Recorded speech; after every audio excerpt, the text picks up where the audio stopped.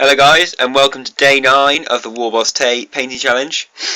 I've finished my goblin captains. So did their bases, and I did the bases on these guys. Obviously, I think I'm going to go for a bit of static grass on these at some point, but not anytime soon. So don't worry about any more Lord of the Rings, basically, guys. I decided to highlight out some stones on their bases because I mixed myself a new sand because I've never bought any sand from GW or anything, or even a hobby store. I've always mixed it. I used to use my sandpit sand, and this is actually a sandpit sand with some volcanic sand from Iceland. Yeah, snazzy, hey. I basically the volcanic sand's the big lumpy bits, and I've highlighted them in grey. I think it looks quite cool. Gives something a little bit different to the bases. So that's the goblins done basically. Right guys, next thing we've got going on is the hell cannon. Done a bit of green stuff work. So the dwarf crew, there was one tiny bubble in the skin of this guy's shovel that you can see how small it is turn it over. Oh, 1 second, a bit too much light. Okay, you can't quite see it, but basically there was a tiny hole in the end of the shovel, so I green stuffed it up. Those guys were okay. And then this is the hell cannon. I've dry fished it together. I think I'm going to start painting it underneath before I stick it together properly. Today I did all my stuff with hot water to get it to all fit together properly, as you have to with most resin kits. If you know what you're doing with the resin kit, you'll be fine with the hell cannon. It's a bit of a it can be a bit of a pig if you don't know what you're doing.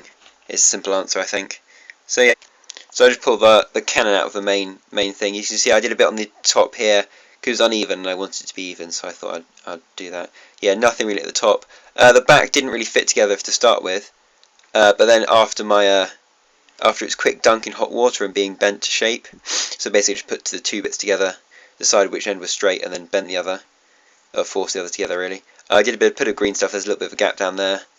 There's a little bit of a gap here as well, so put some green stuff in there, and then around the nose, as I've already been. So yeah, it's pretty hefty lump of. Well, it's not. It's very light actually, but it's really nice. The detail on it is superb. These faces on its cannon just look absolutely amazing. Even the little skulls that are burning in there are so cool, and it's like giant bellows it's got going on. Really good model.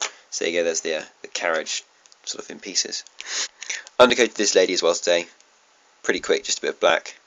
I thought I'd get it going, that's all. I also found a standard which I painted a long time ago to be the flag of Bloodkeep.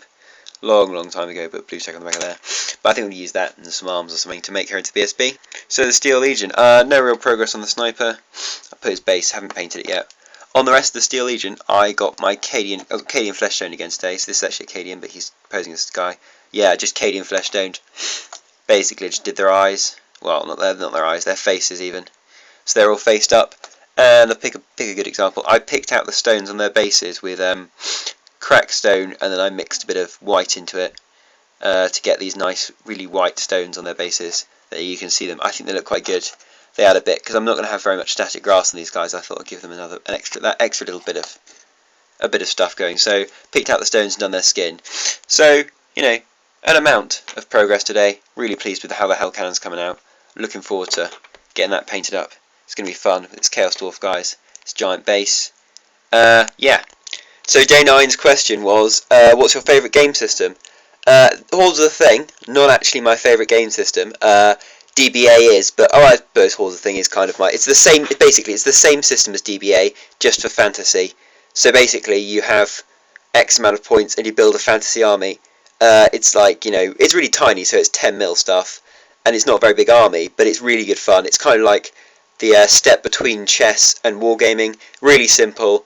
It's all you need to play is a 2x2 board and 1 dice between 2 people really. A small amount of terrain, and the armies. I mean, the armies also can be absolutely anything. There are lists in here, suggested lists for armies of ants and armies of gnomes, armies of grey aliens. I've seen on the internet the pasta shell army.